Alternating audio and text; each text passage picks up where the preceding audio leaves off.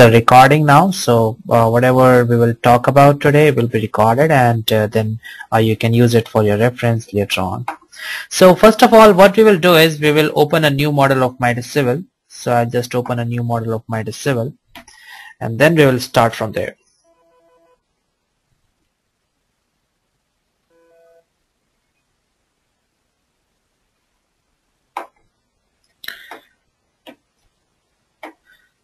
Okay, so I'll start a new project by going into File, New.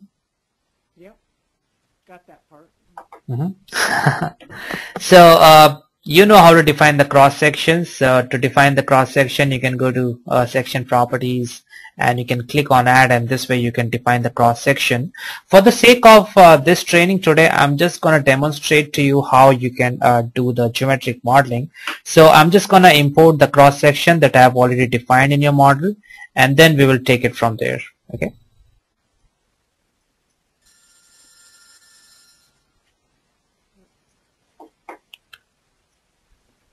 Hello. Okay.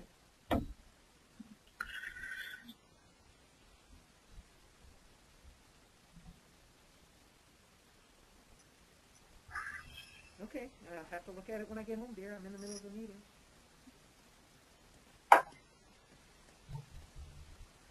Okay.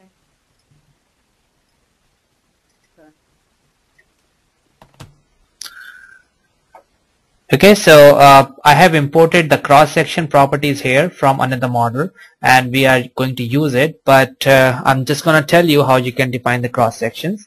So first of all, you will go to Properties, Section Properties, and here you can click on Add, and then you can choose the required cross-section. So first of all, this bridge is a girder bridge. It's a precast eye girder bridge, so you can first go to PSC, and you can, if you are using an AASHTO type 1 to type 6 cross section, you can define it here. So I don't believe you have this type of cross section, but if you don't have this cross section which is available in the library, then you can just go to Composite, and then you can go to Composite Eye, and this is a precast eye girder cross section, and here you will define the section properties. So you will define the deck as well as the girder. So for your particular model, let me change the unit system to feet here. So for your particular model, I just have defined this cross section. So I used these cross sections property, and then you can put in these parameters based on this window here. But it's up to you. If you want to import the cross section from AutoCAD, we can do that too. And once we are done with the geometric modeling, we can explore how you can import the cross section from AutoCAD. So I won't worry much about how the cross sections are defined. So let me just begin with the modeling. To model this bridge, as you know, it's a skewed bridge. It has certain skew at both abutments. So what we will do is, first we will create the nodes at the location of each girder. Here I can see that it has 12 girder lines. So let me just go to that particular page here. Okay, here it is. So we can see that we have 12 girder lines, and the spacing between two girders, it's uniform throughout. So what I'm going to do is, I'm just going to create one node, and then I'm going to copy the node at other locations. So I'll go to Node Element, I'll go to Create Nodes, and I'm going to create two nodes. So I'm going to create them at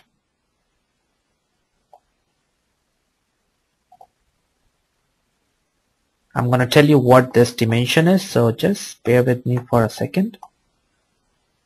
Okay, so I'm creating two nodes on either side of the origin. So basically what I'm doing is, I'm keeping the origin as the center line of the bridge.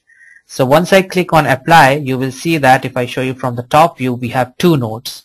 Now the distance between these two nodes is the distance between these two girders.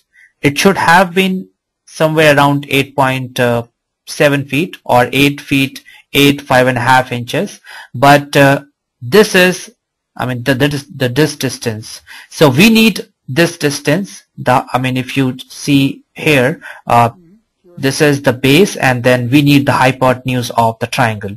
So that's why I just took the cosine theta and this way I obtain what is this distance between two girders.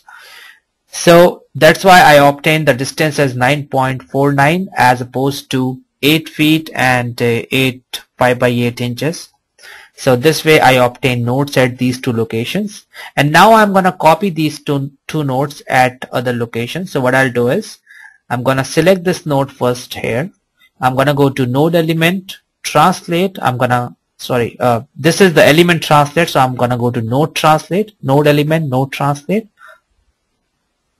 I'm going to define the distance in the y direction, and number of times will be 5. So basically I'm just gonna copy this node 5 times so that I have all the 6 girders, let's say on the left side of the bridge center line, and similarly on the right side of the bridge center line I'm gonna create 5 more nodes.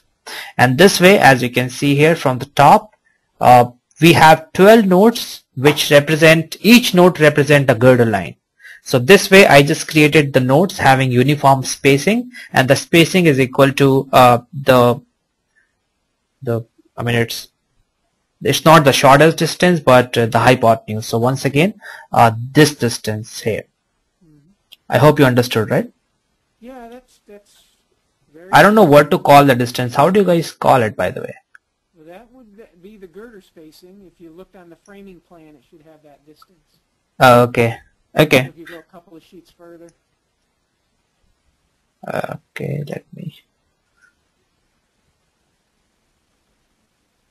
Yeah, that would be the girder spacing. I understood now. Yeah. So this is the linear distance, and that would be the girder spacing. Yes, exactly. That's right. So now, since I have obtained these nodes, now depending on the skew angle, whatever angle that I have, I'm gonna rotate these nodes so that I can obtain the skewed profile. So what I'll do is I'll select these nodes here. So 6 nodes. I'm going to go to node element, rotate, and I'm going to rotate it about. Pardon me? Why don't you rotate all of them? Yes, we can do that too, but as I said, I want to keep the origin as the center line of the bridge so that I have a reference to work with.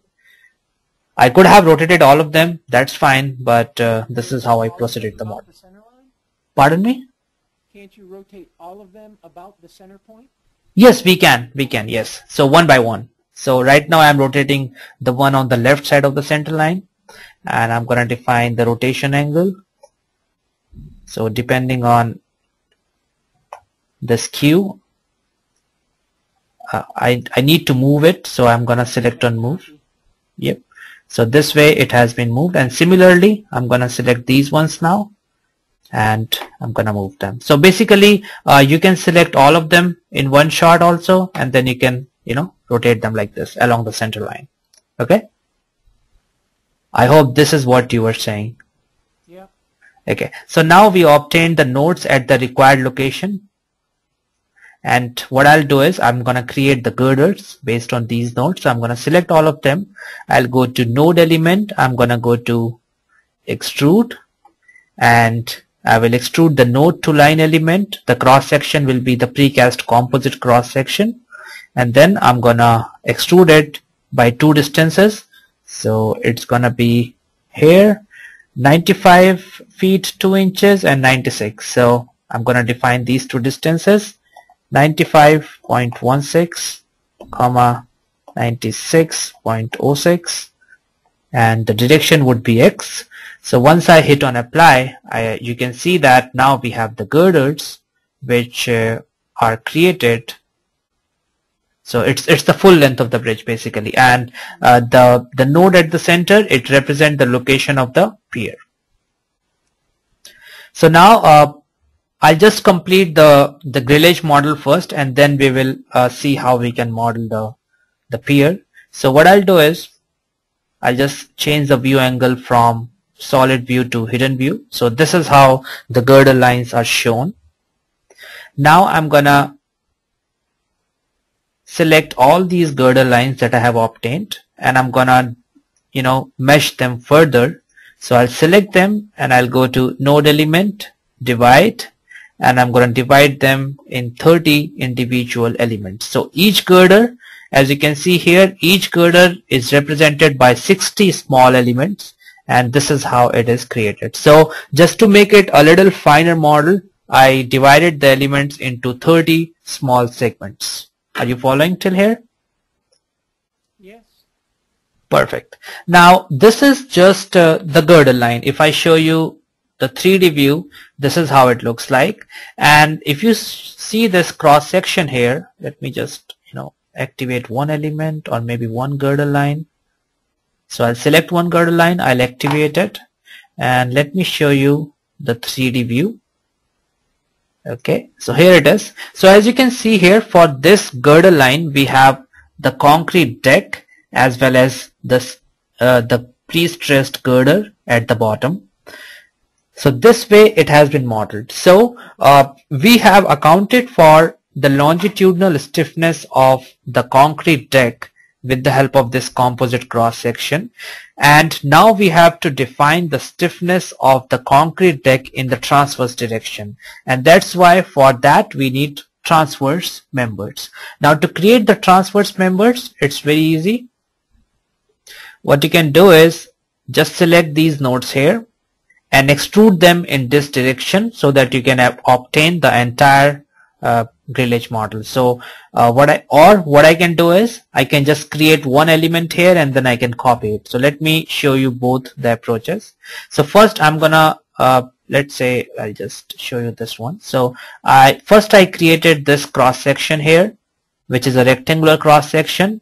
The depth of the cross section will be equal to the depth of the concrete deck, and this distance here would be the distance between two nodes. So query nodes, if I show you the distance between these two nodes, this is 3.172, and this is exactly the width of this cross section. So this is how the grill edge model is created. So I'll create the element, I'll go to node element, create elements. I'm gonna select the cross section as transverse beams, and I'll click on these two beams, these two nodes, and you can see the transverse member is created. And then you can select this transverse member by clicking on this option which says select recently created entities. So all these beam members will be created, and then I'll go to node element, translate. Those are all individual beams, right? They stop at each girder? Yes, they stop at each girder. Yes, they do, as you can see here.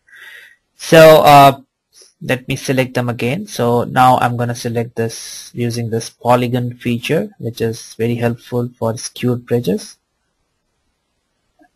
Okay, so it's selected. Then I'm gonna, so let's say I want to take the distance from the program itself, so I can tap on these two nodes, and this way I get to know the distance from the program, and then I can specify the number of times as whatever it is. I can check on these option, intersect node element, and once I click on apply, you can see this way I can create more transverse members. So this is one of the ways. Let me demonstrate to you another way now. So here what I'll do is I'm gonna select these nodes here. I'm gonna go to node element, extrude, and I'll extrude the node to line element, and the line element that will be created will have the cross section of transverse beams. And this time I'm not going to extrude it in X, Y, or Z direction. The direction would be this skewed direction. So I'm going to use unequal distance option. I'm going to go to arbitrary direction, and this way I'm going to select this direction, and the distances would be 11 at this distance here. So whatever this distance is, I'm going to use this distance here. I hope you understood what I'm doing here. Just to demonstrate to you the two different ways of creating the transverse members, I'm following this step. Okay? I've got two questions for you. The Sure. transverse deck member at the end of the beam is a little bit inaccurate because the deck ends at the end of the beam and doesn't extend past, right? Sure, that's right. Yes. You got that little tiny discrepancy in the stiffness. Yes, exactly, that's right. But yeah, you can change the cross section at the ends, but generally we just keep it as it is. So if you want to be like more precise in modeling, you can do that. Or I mean, generally you can ignore it too. So that's up to you.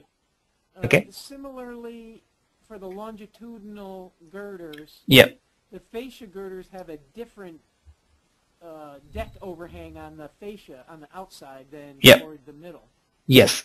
So to So model that, you'd have to create two more girder lines, one for the left fascia and one for the right fascia girder. Is that that's right. So if you have different overhangs, then you will create one more cross section. You can name it external left, external right, and then you can assign it to the external girders.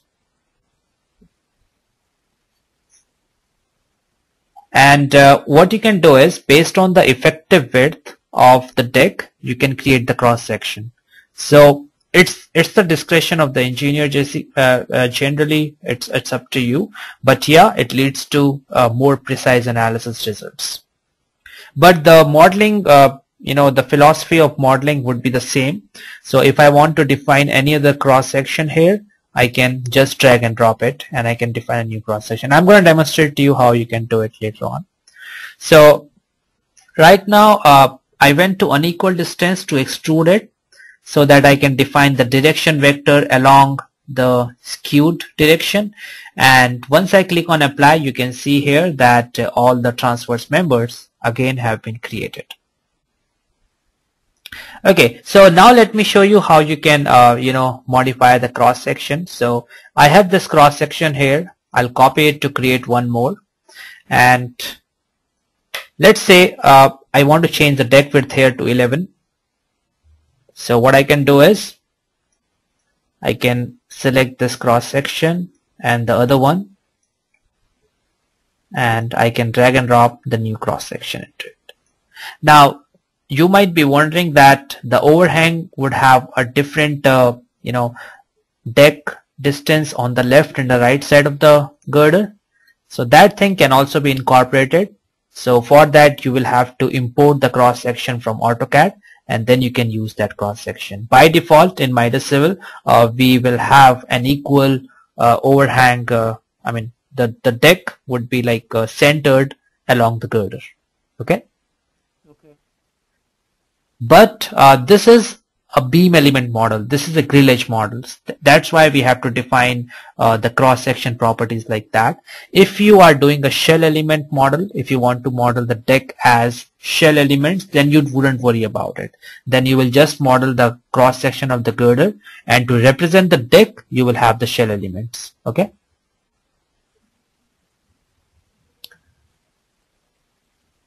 Is that all right so far? Am I going too fast? Nope, not yet. Okay, perfect.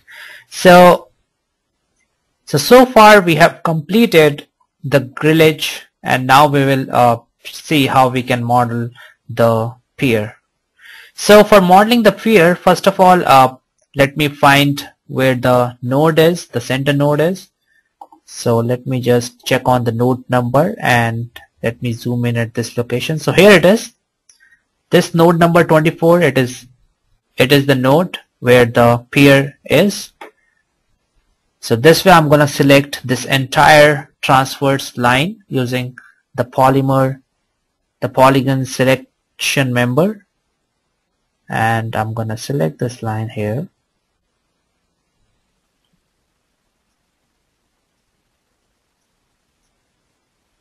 Okay, so this line is selected, and I'm going to activate this line so that I can just work on this part of the model now. Now to create the pier cap, what I'll do is I'm going to select this member here, and I'm going to copy it in the Z direction. So I'll go to node element, translate by -3 feet, let's say. So whatever the distance is, you can put it here, and click on apply. Now you see the new members have appeared. So the new members that you have appeared, you have to assign a different cross section. So I'm going to select these new members, and I'm going to drag and drop the pier cap cross section onto them. So if I activate the entire model now, This is how it looks like. And let's see the 3D. This is how it looks like. So if you look at this portion here, this is how the pier cap is modeled. It's not connected yet, right? Yes, right now we haven't connected it because for connection we will use the bearings. And right now I'm just going to demonstrate to you the geometric modeling, and after the geometric model is complete, we will define the boundaries and the bearings and everything. Okay? Yeah. Okay, so so far we have completed the modeling of this particular pier cap. Now I'm gonna model the piers. To model the piers, it's a very simple process, and again I'm gonna use the extrude element feature. So first of all, I'm gonna find the location where the piers are.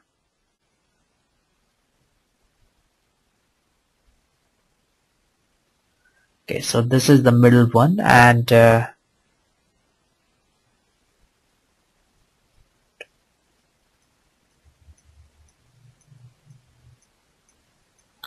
okay, so first of all I'm gonna divide this element into two so that I can obtain what is the location of the center of the pier. So I'll go to node element, divide, I'll divide it into two. So now I have the location of the centroid of the pier, and now let me show you how the piers look like. So I just go to PDF once again.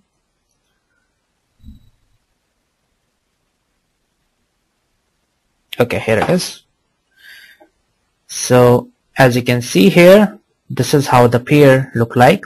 We have the pier diameter here and the center to center spacing between the piers, and this way we are going to model 8 pier in Midas Civil. So I'll go to Midas Civil again. First I'm gonna select this node and I'm gonna copy it at other locations. So I'm gonna go to node element, translate. So I'm gonna create a new node, and the distance. So let me just show you the top view here. So this is the direction of the pier cap. So we need to copy this node in this direction, and the distance would be 6.75 feet because it is offset from the center by 6.75 feet.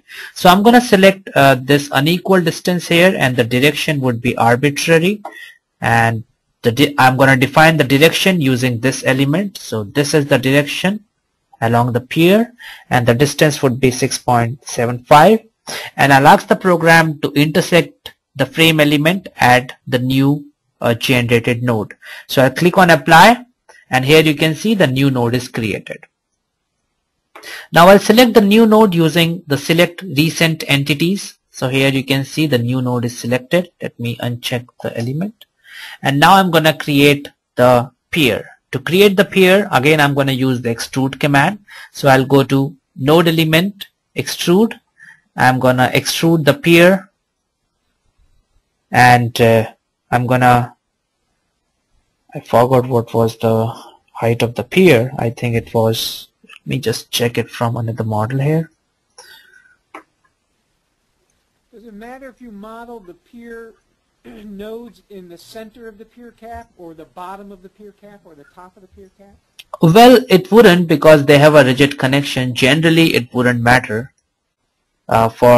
I mean, if your piers are pre-stressed, then it might matter, but generally it does not matter. Okay, you change the length of your column if you model them at the top. Yes, exactly. As opposed to modeling at the bottom, so that changes the pier column stiffness. Yes, it does. That's right. So I mean, you have two options then. Generally what I do is I model it from this node itself, but another way is to model it from the bottom of the pier cap. So for that, what you will do is you will go to node element, and you will go to translate nodes and translate by -5 feet, whatever the depth of this pier cap member is. So you have another node at the bottom. Then you will use this node, and you will go to node element, extrude, and you will select pier. Now that's a very good point that you have raised here, that the length would be different, and since the length would be different, it might have a different bending moment. So yeah, that's right. I think this is a better way of modeling it. And then does Midas have like an offset command to give moments at an offset distance from member intersections? yes, we do have that offset command too. Yes, so you it could do that then, right? You could model the points like you have them at the top, but when you model the columns, you do an offset. yes, exactly. Okay. Yes, this is it, beam and offset. So this is here how you can do that.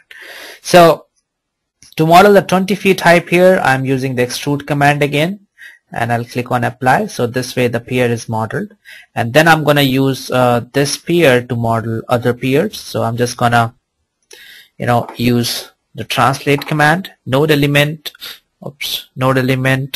I'm gonna go to, what happened here, I don't know.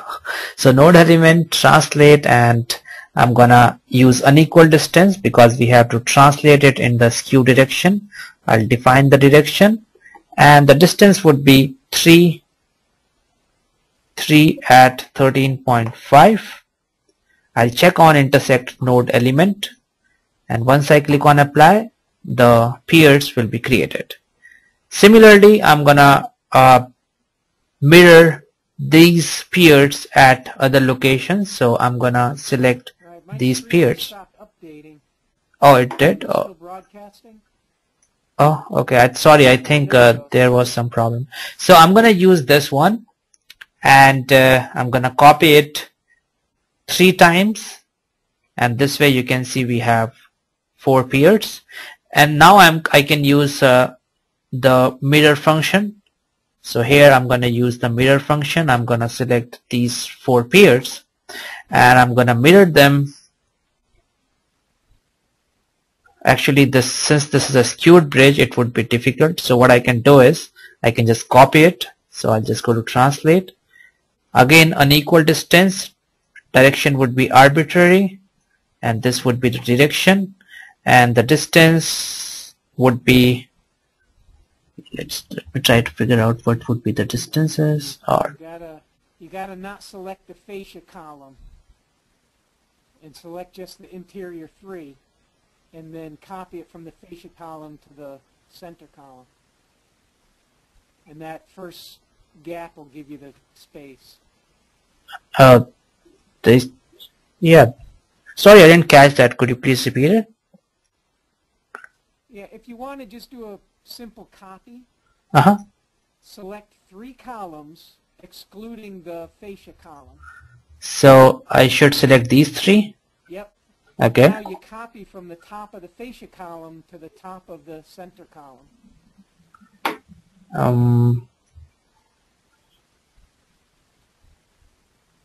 From the fascia column. From here, right? Yep.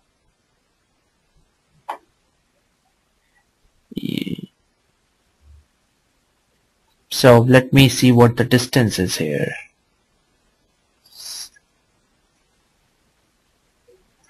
The distance would be 40.5. Okay, so should I put 40.5 here? Is that what you're saying? That should do it. Okay. And you'll get them all except the last one. Now you got to do just one column one more time to get the last perfect. One. Yeah, that I never thought about it. Okay, so yep. So now we have all the piers modeled. You are picking the software up really fast, huh? In these columns, yeah, the node at the top of the column, yep, is at the bottom of the pier cap. Yep. I don't see a corresponding node at the top of the pier cap. Yes. So I'm gonna create it now. Elements connected. Yes, I'm gonna create it now. Get rid of the 3D and turn on just the frame model? Yes, sure. I was gonna talk about it, but yeah, this is it right now. Yes. Okay. So what I'm gonna do is I'm gonna go to node element, translate it up by all the translate nodes by 5 feet up, and then I'm gonna check on intersect node element. Then you would have sorry, we need to go to translate nodes and intersect frame elements, and once I click on apply, you can see the corresponding nodes here. Yep. And now to connect these two line elements, I can use this option, elastic link of rigid nature, so that it rigidly transfer the forces from the pier to the pier cap. So I'm gonna check on copy. It's gonna be 7 at 13.5.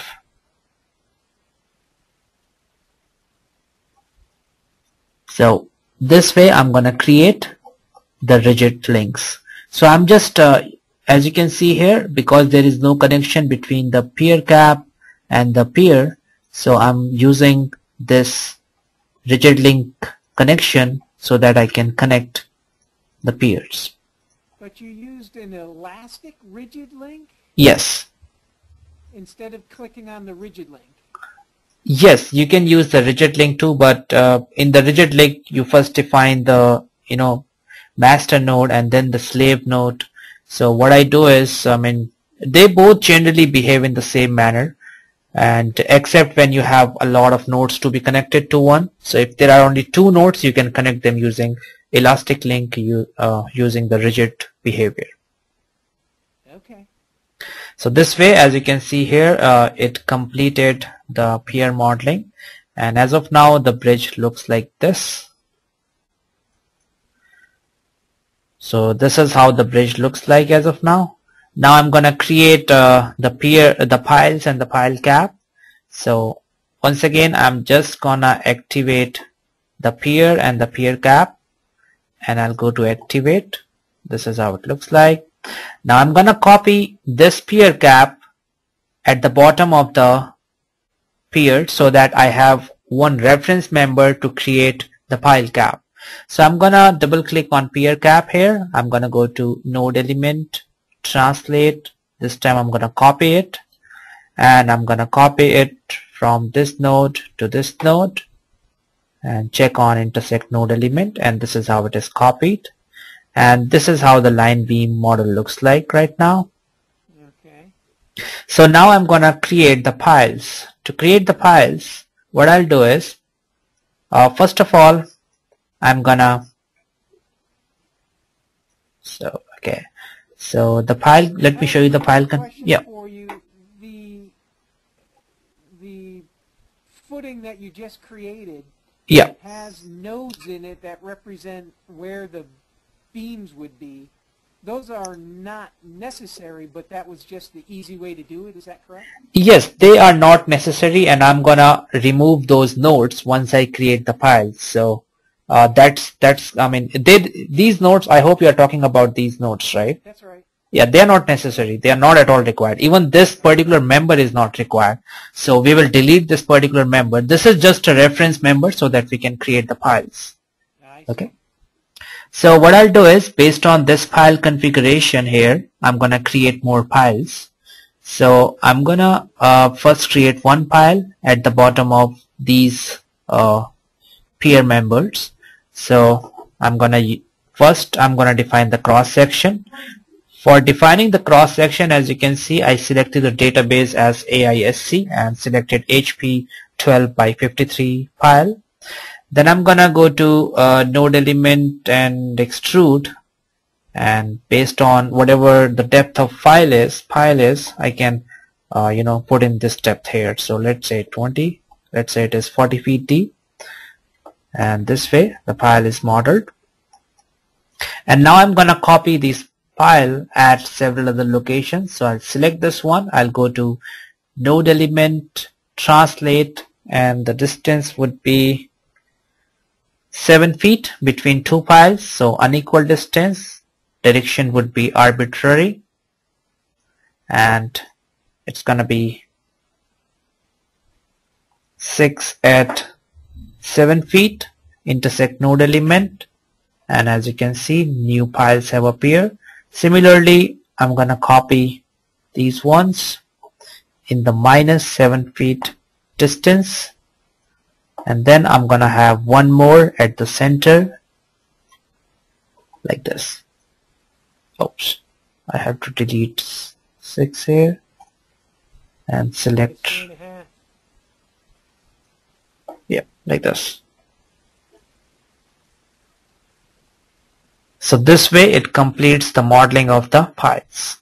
Now if I see it from the top, this is the entire width of the pier cap, and then you have 3 layers of pile, and this is the entire width of the pier cap. So now we got to model the entire width of the pier cap. Now for that, what we will do is, so now here is a tricky part. Because we are modeling the pile cap using the shell elements, we need to have a proper meshing. Now to have a proper meshing, what I will do is, first I'm gonna delete these nodes, these extra nodes that I have in this model. So I'm gonna go to node elements, merge. So I'm gonna select these individual beams that I have here, and then I'm gonna check on remove free nodes, and once I click on apply, this has become one member now. Okay. Similarly, I'm gonna do this thing. So at all the locations, I'm gonna do this. So this way it makes the model a little more cleaner, and then we can play around with the meshing. So as you can see here, all the nodes which are not required will be automatically removed. So they would be called as free nodes, and they would be automatically removed by the program. And these two. Okay, so now I have a cleaner base element. Now if you see the distance between these two nodes, it's gonna be like 7 feet, which is a little coarse for meshing the pier cap. So what I'll do is, I'm gonna select these elements here, and I'm gonna divide them into 2 smaller elements so that I have a meshing size of about 3 feet, which is okay for this type of a model. So I'm gonna go to node element, I'm gonna go to divide into 2. So this way you can see I have obtained a finer meshing here. And now I'm gonna select this element, and I'm gonna use the extrude command so that I can model the shell elements for the pier cap, pile cap. So I'm gonna select these elements, I'm gonna go to node element, extrude. I'm gonna use the line to planar element here. I'll check off remove source because we need the source to model the pier cap on either ends. And here I'm going to define the thickness. So whatever thickness the pile cap has, I can put it here. And then I'm going to extrude it. Now you can see again that there is no finite direction along which we are working. One option is to change the user coordinate system to align it with this profile, or to extrude it you can just use the local direction option so that you don't have to worry about changing the user coordinate system. So first I'm gonna go in the Y direction and 3 at 3.5, 2, which implies I am creating 3 shell members, each having a length of 3.5 feet and another one as 2 feet. So depending on whatever width I have here, this is how I'm going to define it.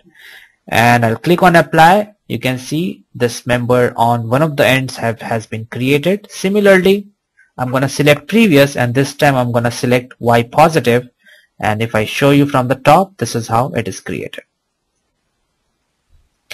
Again, I'm going to select the previous thing and I'm going to delete it because I don't need it right now, but I guess let me just select. Okay. So what I'll do is I'm going to select it one more time here. You only have half a footing. Yep. So I'm going to go to node element. Yeah, I have only half, so what I'm doing is right now again I'm going to extrude it, and this time I'm going to ask the program to remove the element which I have used to create it. So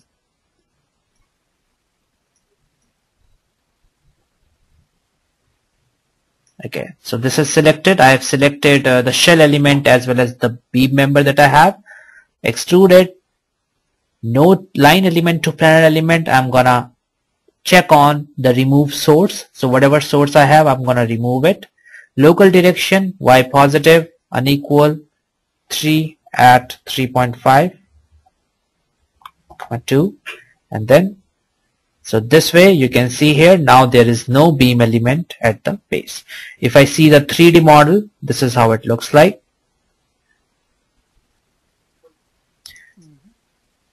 And now what I'm gonna do is, it seems the cross section of the piles are not proper. So if I see the 3D, yes, it is not proper. So what I'll do is I'm gonna select these pile members here, and I'm gonna drag and drop the new cross section, and if I see the 3D now, yeah, it looks perfect now. Now I have to create the bettered pile. For that, what I'm gonna do is I'm gonna select these pile members one more time, and I'm gonna copy them in the Y direction so that I can obtain these two pile hairs. So I'm gonna go to node element, I'm gonna go to translate. This time I'm gonna use copy. Unequal distance, again arbitrary direction, and the direction would be defined from the model itself, and I'm gonna use this direction here, and the distance would be 10.5, and intersect node element, apply, and similarly in the other direction. Okay, so right now I have obtained the pile which are straight, but we have to make them battered. So I'm gonna select one of the pile lines here, and I'm gonna use the rotate command one more time. So select these piles and go to node element, rotate nodes, and this time I'm gonna move it so all the nodes will move and the elements will move along with it. And the axis now, it wouldn't be X, it wouldn't be Y or Z, it's gonna be defined using the 2 points. So here I am defining the 2 points by clicking on these 2 points, and whatever angle that I have I can put it here. Sorry, it has to be -25, and when I click on apply, you can see you can create the battered piles like this. Similarly, I'm gonna select the other pile line, okay, and this time the axis of rotation would be defined by these 2 nodes. Yep, it has to be -25. So this way you will create the battered piles in Midas 7. Okay, so this completes the geometric modeling as of now.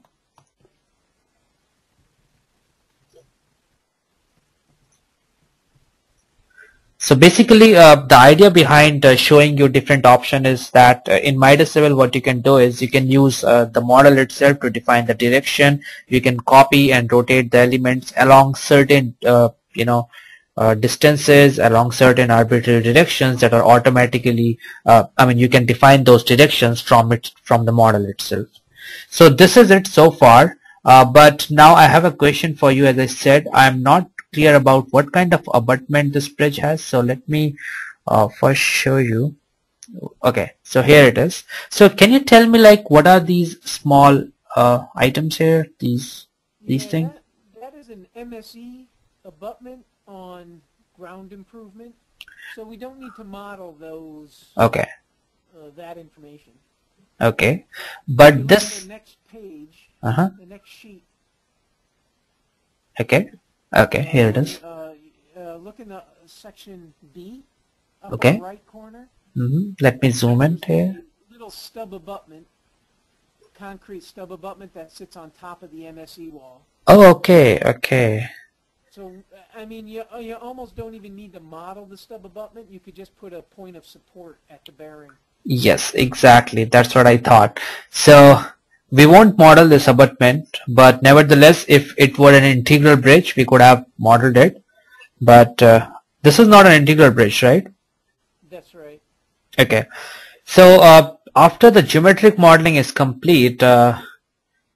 Now let's figure out how to define the supports to this model. Now to define the supports, we will go to boundary and we will go to define supports. Now I would like to model construction stages in this particular bridge model. So for modeling the construction stage, it's a two-step process. First you define the groups and then you define the items in the group. So first I'm going to define a structure group, let's say girder. Then I'm going to define transverse members and I'm going to define the substructure. So these are three groups that I want to define, and I'm going to put these members in these three groups. So here first I'm going to select the entire substructure and I'm going to drag and drop the substructure group into it. Then I'm going to select, pardon me? You missed a tip of a pile. Oh, did I? Let me check it again. Okay, so like this. There you go. Okay, and again I'll go to group. Yes, I did miss some elements. Thank you for that. Then I'm gonna select the girders, all the girder lines that I have here, and then I'm gonna drag and drop the group girder, and then I'm gonna select all the transverse members and I'm gonna put them in the group transverse members. Then I'm going to define three construction stages. So before I'm defining any boundary or loads, I'm just going to show you how you can define the construction stages. For that you can go to this option here, define construction stage. Click on add. So stage 1, substructure, and whatever duration this stage has, you can put it here and activate the substructure with a certain age. So let's say 30 days. So right now I just activated one part of the bridge here. Then I'm gonna activate the girder, let's say span 1. So let's say I'm creating two construction stages and I will activate the girders individually in span 1 and span 2.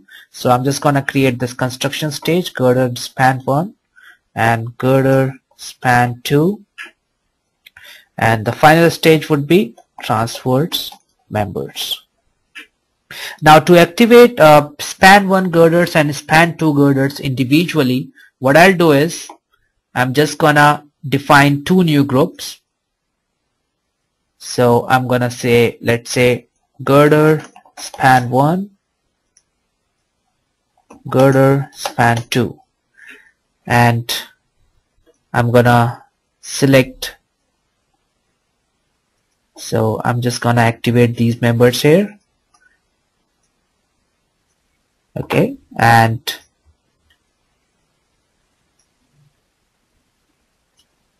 I'm gonna go to the top view and I'm gonna select span 1 girders. So here I'm using the polygon selection tool.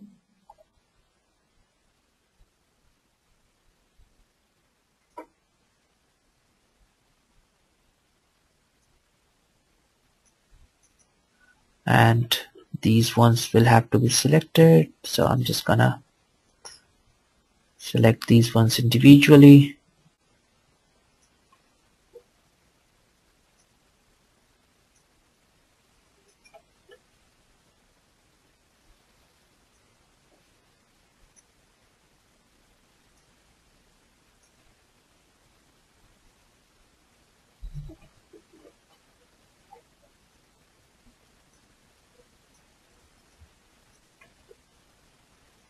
Okay, so these ones are selected, and then I'm gonna put them in groups girder span 1, and now I'm gonna inactive this one, and I'm gonna inactive the substructure, and I'm gonna put this one in girder span 2.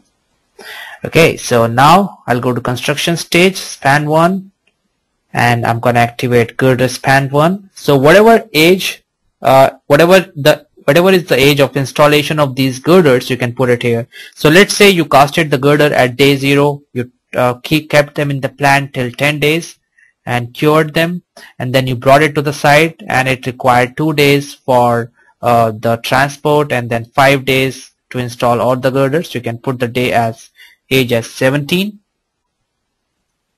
and then similarly girder span 2. Now you can put the age as, let's say, 22, because the span 2 girders will be installed after span 1 girders. And in the next stage you will activate the transverse members. So let's see how the construction stage modeling look as of now.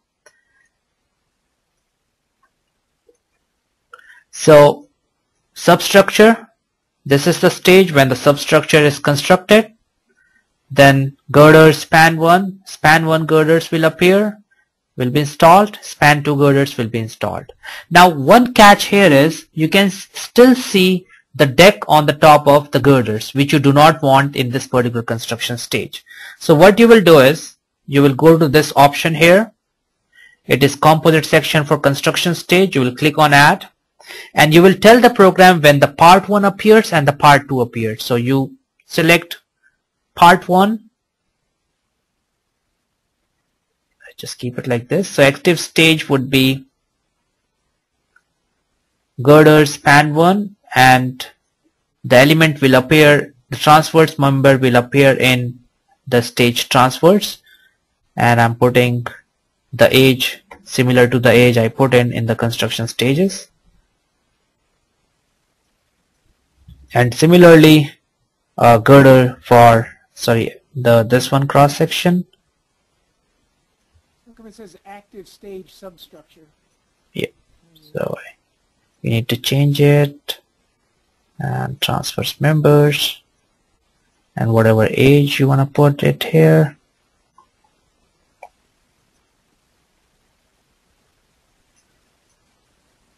Is that age from day 0 of construction or from day 0 of fabrication of the beam? Fabrication of the beam. So if you are casting the member, day 0 would be when the member is casted, and so the deck would have a day of 0, right? Because it's cast fresh? So when you remove the scaffolding, that would be the day for the deck. And if you want to study the creep, if it's unshored, then it would be 0? Yes, exactly.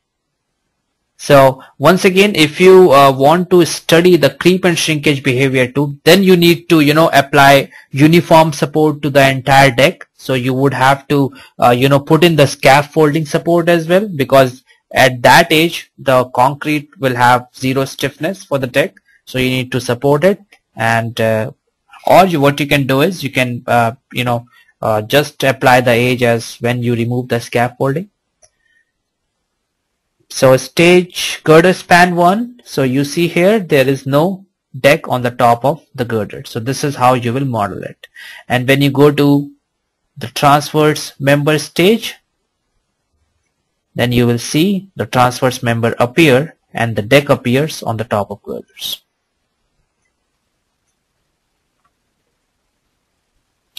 So is that alright so far? Yeah. Perfect. Do you still have time, or we can continue, or do we have to? Yeah, I probably have a little bit more time. Now, when you put the stage 2 girders in, do they behave as simple span, or does it automatically make a continuous connection at the pier? Okay, automatically it would be continuous, and to tell the program that it is simply supported, you have 2 options. Either you can put in a manual gap, or what you can do is you can put in a beam and release. For that you have this option. So we'll go to beam and release, and we will release. So I'll just show it to you. So I'll just to release the start of beam 2.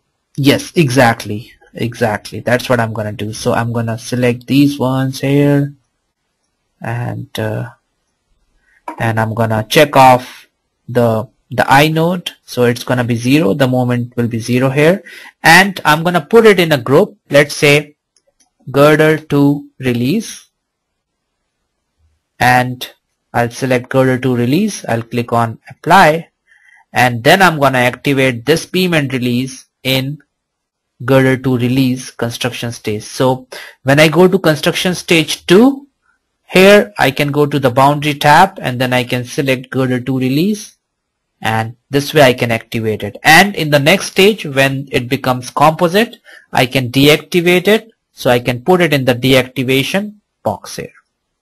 So this way, after the transverse members, after the deck has been casted and it has hardened, it will become continuous.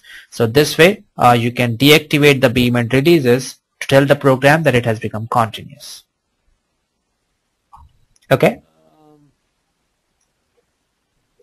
But the stress history will be remembered by the program. So it will have a simply supported diagram in stage 2, simply supported in stage 3, and then when you obtain the bending moment in stage 4, it will be accumulated. So it's gonna be bending moment in stage 2 plus 3 plus additional load in 4. So you will see very small hogging bending moment due to like a barrier load, and if you have a wearing course load, so you will see very small hogging bending moment, but majority will be sagging bending moment due to the simply supported nature of girders in stage 2 and stage 3.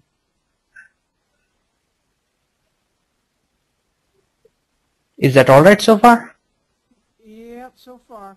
I have some questions, but I'll let you keep going. Okay, sure. Now in your model, let's define the boundaries. So to define the boundary, I'll go to group and I'm gonna define, let's say, end supports and soil support for piles and bearings, pier bearings, and let's say pier cap support. So first of all, let us define the end supports.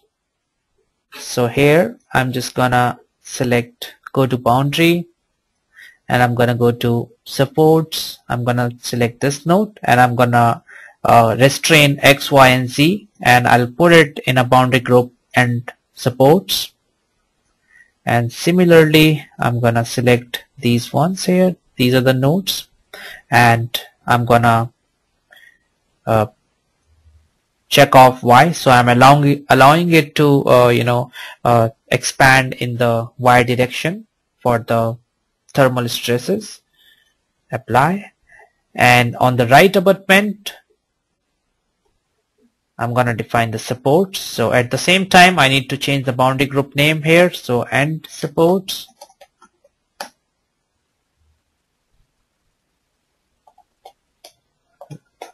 abutment B,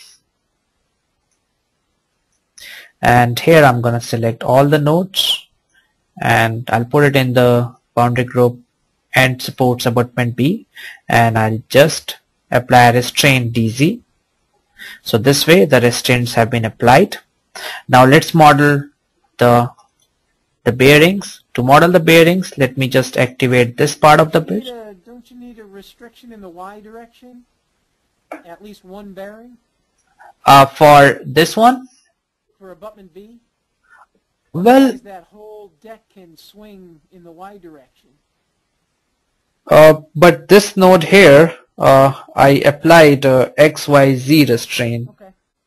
But actually what will happen is, in the construction stages there would be some temporary supports, and the final model will have some other temporary supports, because when I go to this particular construction stage, as you can see here, all the girders are independent, so we need more supports, more temporary supports, right?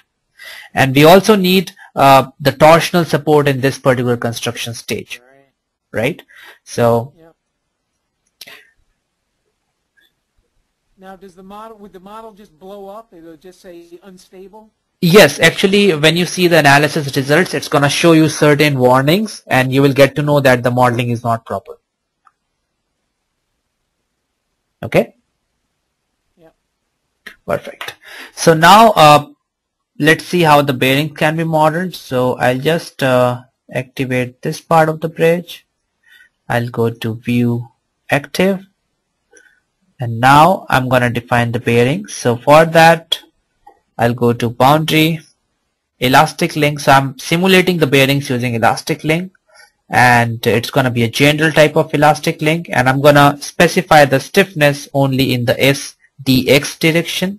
So the DX would be the global Z here, and the boundary group would be pier cap pair bearings. So it's gonna be here, and then I'm gonna tap on these two nodes, and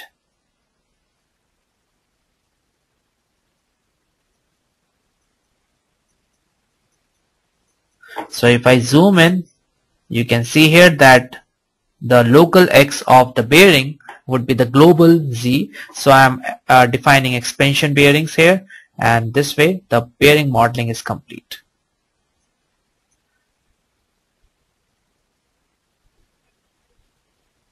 Okay, so this completes the bearing modeling. Let's now apply the soil supports to the piles. For that, what I'll do is I'll go to boundary, integral bridge support, I'll go to pile spring, I'll define the type of soil. So whatever type of soil I have, I will define it here. Pile diameter, representative 1 feet diameter, the coefficient of subgrade reaction, and then I can select all the pile members that I have here, and I'll click on apply, and as you can see here, the soil supports are automatically applied by the program, and it's a multilinear support depending on it's based on Matlock and Resi formulae for this piers. So now at the same time, since these supports are complete, let me just check them off here. So the boundaries are almost defined. We have defined almost all the boundaries, and now we can activate them in construction stages. So in substructure, it's going to be go to boundary, activate the soil support for piles, and click on OK. In the girder for span 1 stage, activate the end supports and activate the bearings. And then in the third stage, go to boundary, activate end supports for abutment, and the girder route to release is already activated. And in the transverse, we don't need to activate any support. All the supports are automatically. In the substructure stage, don't you have to add the girder cap link? The girder what? In the substructure stage, I think you have to activate the pier cap links. You know, that is right. Actually, I was thinking about it, but I thought that might confuse you, so I skipped it. So yes, we need to, and to change that, first of all, we need to put them in a group. So I'm going to define a new group. Let's say substructure group. Pardon? Yeah, you can put it in a substructure group. Yes, that's right. You can put them here. So go to workstree, go to elastic link. So I'm just obtaining the table for elastic link so that I can change the group. So these are the default groups one. So I'm just going to put them in, let's say, soil support for piles. So it's okay, we can put them in any group that is being activated in the substructure construction stage. So this way I changed it for all the elastic links, these ones. I hope you meant these ones, right? Yeah, that's right. And then I'll go to boundary, and these ones are automatically activated. So when you go to stage 1, they will be shown to you. So let me now go. Yeah. Wait, can you go back to that? Go back to your substructure stage. Yeah. Okay. You have in your group list. Yeah. Substructure. Go to your boundaries. Okay. There's a pier cap support. Yes. Couldn't you just add that to the group list? Actually, it contains nothing. It contains nothing. I just, you can give them any name here. You can give, this is the name that I have given. I can give it like any XYZ name, but it doesn't mean anything. I thought you had already added those links to that. No, I did not. Actually, by pier cap support, I meant pile cap support, because this pile cap will be supported on the soil. So for that, what I'll do is, so let me just rename this one. Oops. Okay, I'll just go to rename. So pile cap support. and I'm gonna select all the pile caps here. So thickness, I'm gonna select all of them, and I'm gonna go to boundary, and this time I'm gonna go to, let's say, surface spring and point springs, and it's gonna be only compression only. So I'm gonna define the subgrade reaction whatever I have, and the direction would be normal Z, and the boundary group would be the pile cap support. And once I click on apply, based on the subgrade modulus, it will automatically define the point springs for me. So let me just do it.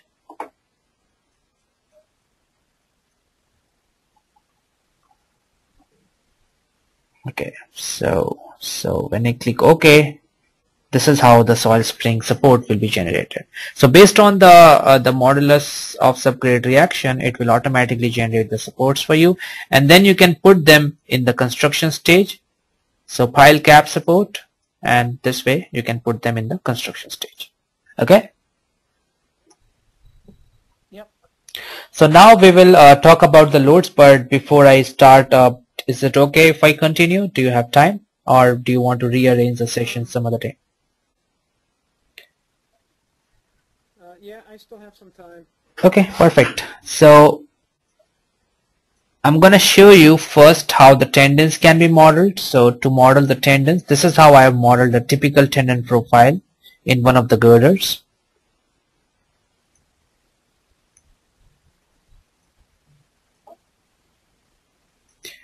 So this is how the tendons are modeled. Okay, and let me show you how you will model these tendons in Midas Civil. So it's very simple. Let me go to Midas Civil here, and let me just activate one of the girders where I want to define the tendons. Define the tendons. So I'm just gonna go to section, and I'm gonna activate this one and the pier cap. I'm gonna go to view active, and I'm just gonna select this particular span one girder. Okay, so this way I selected one of the girders. Now the first step would be to define the tendon property. So I'll go to load, temperature pre-stress loads. I'm gonna go to tendon property. I'll click on add. I'll give tendon property a name. It's a pre-tension tendon. So I'm going to define a new material for it, a steel material based on ASTM standard. So whatever steel material you have, you can put it here. And then I can define the total tendon area based on the strand diameter and the number of strands. And this completes the tendon property definition. And now we will define the tendon layout. To define the tendon layout, I'll go to load, tendon profile. I'll click on add. I'll name it as 1T straight 1. So it has some bottom tendons and some web tendons. So I'm going to define them both. I'll select the girder. I'll select all to define the tendon in this particular girder. I'll define the tendon in 3D, and then I'm going to put in the tendon coordinates. So it is defined based on the centroid of the girder.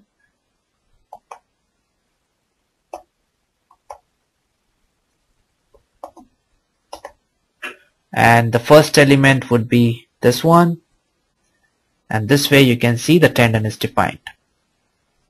Now I can copy this tendon in the Y direction to have more tendons. So here, oh, it has to be 2 inches, sorry, so I'll just change it to inches, and I'm gonna copy this one, current assigned elements, and you can see now you have 2 tendons, as you can see here. And now I'm gonna select the first one again, and this time I'm gonna copy it in -2 Y direction. So this way you have 3 tendons. Then you can copy these 3 tendons and you can move them up. Second layer of tendons you can model, and this way you have second layer of tendons. So this is modeling the bottom tendons. To model the web tendons, I'll go to add again. I'll name it as TW1. I'll select tendon property. So if you have different tendon properties, you can select them here. You can define multiple tendon properties. 3D definition again. And now I'm going to define the web tendon.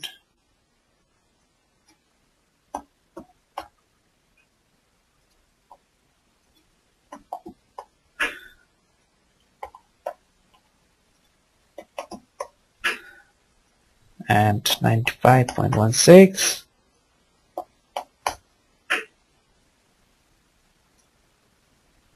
The first element would be this one again, and oh, it has to be in feet. I'm sorry, I just forgot to.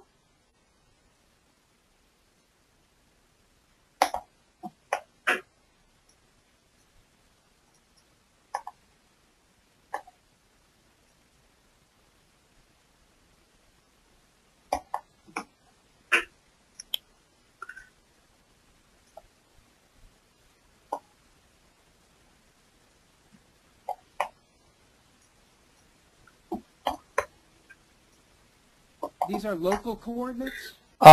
Yeah, these are local coordinates. They are based on the centroid of the girder. So Y and Z are based on centroid, and the X1 is based on the first node on the element line. So this way you can see the web tendon is defined. And then you can copy them to make more tendons. And to demonstrate how the tendons can be copied to another location, I have another model for you here. So this is the model. So let's say I want to copy these tendons into another locations. What I can do is first, the step one would be to renumber the girder. So what I did here was, let me just activate only the girders. So I renumbered the girders by using this option, element renumbering option, and then I renumbered the girders in such a way that, let me zoom in and show it to you. So the first girder line is 10,001, and then the elements would be 10,001, 10,002 up to 10,060. Then the second girder line will be 20,001 to 20,060, and so on and so forth. So you can rename the girders like this. And then once you have defined a representative tendon for one girder, you can copy them to another girder. So you can either copy them using the distance field, or you can copy them using the element increment option. So let me show it to you. So I go to tendon profile. So if I want to copy a tendon, I can copy it either by using equal distance option, or I can assign them to new elements, or I can just click on element increment and it's gonna automatically increment the elements for me. So here I'm selecting all the tendons. I'll go to copy move, I'll go to element increment, and it's gonna be 10,000 because the first girder line is 10,001, then 20,001, then 30,001. So once I copied it, here you can see now the same tendons have been defined to girder number 2. Okay? And similarly, you can define the tendons to span 2 also, span 2 tendons. And you can define all the 3D tendons. Now for this particular bridge project, it wouldn't hurt us to model one representative tendon for all the tendons, but when it comes to curved bridges, then it is recommended that you model all the tendons because effect of individual tendon will be different. Okay? So this completes the tendon modeling. Now after you have modeled the tendon, you will apply the pre-stressing force to the tendon. So for that, let me change the units here. So you will select all the tendons, and depending on how the tendons are activated, you can put them in the load group. So to define the load for the tendon, first you will define the load name. So you will go to static loads, load static loads. You will click on static loads and you will give names to the load. So let's say self weight, or let me just go to another model that we were working on. Okay, this one. Okay.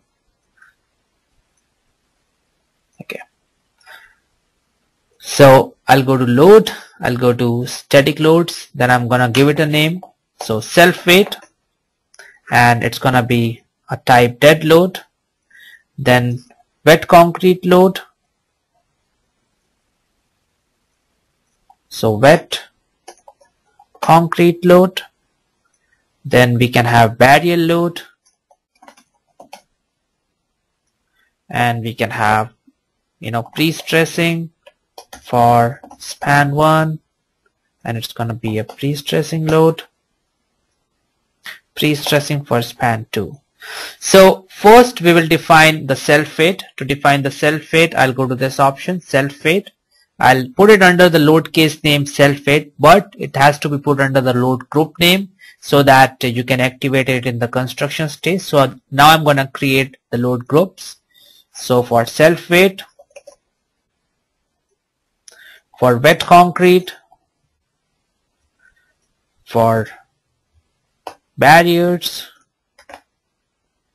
then for pre-stressing, span 1, pre-stressing,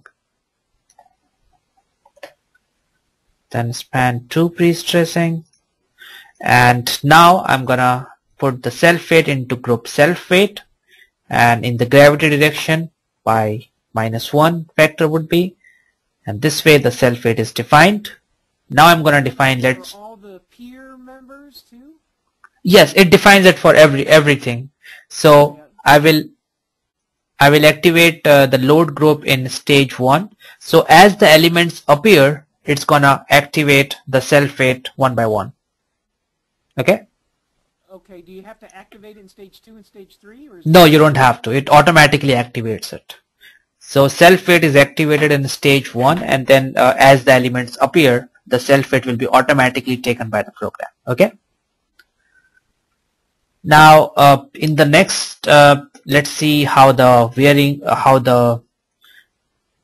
wet concrete load will be defined. So I'm going to select all the precast composite girders. I'll go to load, and I'll go to element beam loads, and here I'm going to define the wet concrete load. So load case will be wet concrete, load group will be wet concrete, and I'm going to define it in the global Z direction, and I'll hit on apply, and this way the wet concrete load will be applied on the girders, and this wet concrete load will be applied to the girders after the girders are installed. So I need to have one more construction stage in between girders span 2 and transferred, so that I can have the wet concrete load. So I'll insert next. I'll go to wet concrete. I'll name it as wet concrete, and here I'm going to activate the load, wet concrete load. So this way the wet concrete load is the deck is casted in this stage, and whatever the duration of this stage is, it is going to be the duration of the day of casting of the deck to the day when you have removed the scaffolding. Okay? Do I have to then move my span 2 end release until after the wet concrete? Yes, after the wet concrete has hardened. Yep. What's that? So you applied the beam and releases in girder span 2, and in this stage, in wet concrete stage, it's gonna be there. It will be there because the concrete has not hardened yet. And in the next stage, when the concrete, pardon me? And in this transverse members is when we deactivate the release. Exactly, that's right. Now, once you activate the wet concrete load, you keep it as it is. You do not remove it from the model. So what we will do is, we will put the density of the transverse members as 0, and we will put the density of the deck as 0, so that whatever self-weight that program will automatically calculate for the transverse members and the deck will be 0, because it has already been taken care of when we define the wet concrete load. Because what happens is, if you define the wet concrete load on the top of bare girders, then all the load will be taken by the girder, and this is exactly what is happening in the field. And when you activate other members, the program remembers the stress history for the girder, and it does not redistribute the forces. But if you delete the wet concrete load in this stage, because intuitively what will happen is, you remove the wet concrete load here, because you would say that, okay, the wet concrete load intuitively would now be you know, activated in this stage. But if you deactivate the wet concrete load here and let the program activate the self-weight of the deck by calculating the volume and density, then it's gonna redistribute the loads in the model. So now the deck will take some of its self-weight stresses. So what I'll do is I'm going to define two different materials. So one material would be the proper reinforced concrete, and another material would be a material having the same stiffness and zero density. So I'm going to put the density as 0 here. And for the transverse members, I'm going to define, let me just rename it, D equal to 0. For the transverse members, I'm going to put the density as 0, so it won't affect the self-weight. And for the deck, I'm going to put the material as the density 0 material. So this way again, the deck in the composite section wouldn't have any self-weight. Okay? Yeah. So this way, so you need to you need to first define density equal to 0 for the transverse members and the density equal to 0 for the deck, which is a part of longitudinal cross section. Okay?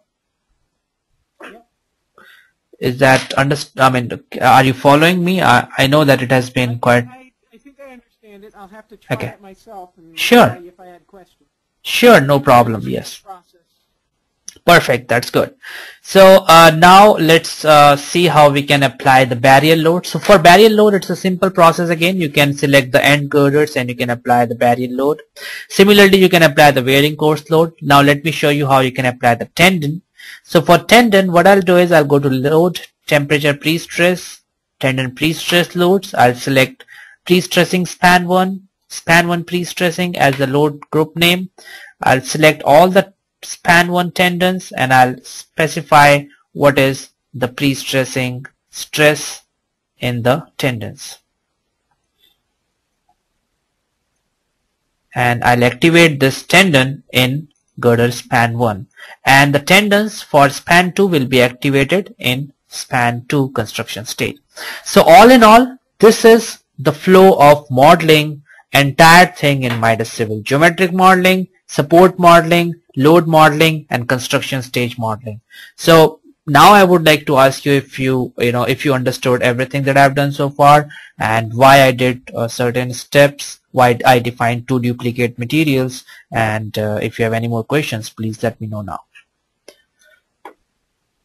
I do not have any questions at this point. The only odd thing that strikes me is, and I guess it doesn't matter, is why wouldn't you define the first load case as pre-stressing, but I guess it really doesn't matter. I'm thinking of actual construction, right? If you're going to make the girders, the first thing you're going to do is pre-stressing, and yes, on the self-weight of the girder. But yeah. So your question is, why didn't I pre-stress it first before applying the self-weight? Yeah, I get it, right? You can't apply the deck weight until you've applied the pre-stressing. That's right. Yes, exactly. So the deck, in the first stage, we just have the self-weight of the substructure. Okay. In the second stage, we have the self-weight of the girder and the pre-stressing to the girder. That's it. Similarly, in girder span 2, we have pre-stressing and self-weight for the girder. The wet concrete load appears in this stage. Okay. Right. It has no stiffness. Which one? Which one? Add the stiffness. The transverse members add to the stiffness, but after the concrete deck has hardened, and it's gonna be activated in this stage. Yep. Okay. Okay. One thing, can we check when you activated the deck on okay. the girder in the composite construction. Yes. So girder span 1, it has no deck. The deck was activated in a construction stage. Okay. So there are two parts of the deck. The first part is the deck is defined in the precast composite cross section that I have here. So this is the first part of the deck. And this to tell the program where it is activated, I used the composite section for construction stage. And here I have told the program that the composite stage, when the part 2 appears, is the stage transverse members. Okay? Yep, okay, that's right. Perfect. And the second, the transverse stiffness of the deck, which is represented by transverse beams, they are activated in the stage transverse members, as you can see here.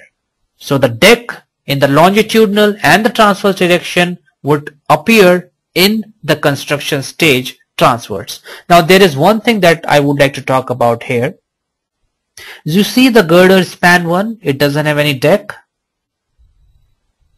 And when you go to span 2, you will see the deck on the girder. But that's not right. It's not right because we should have had two separate cross sections so that we can define it here in the composite section for construction stage. So what I'll rather do is, I'll go to group, I'll select girder span 2, and I'm gonna create a new cross section. I'll just copy this one and I'll put this new cross section here, and now I'm gonna define the composite section for cross section one more time.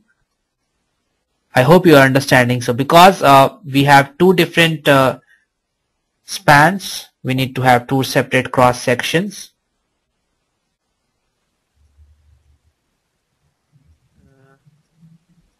And they appear. Even though the girders are the same, yeah, span 1 is activated the stiffness is activated in a different construction stage than span 2. That's right. That's perfectly right. Let me just do this step here. Yeah, let me just do this step because I can supply this model to you then.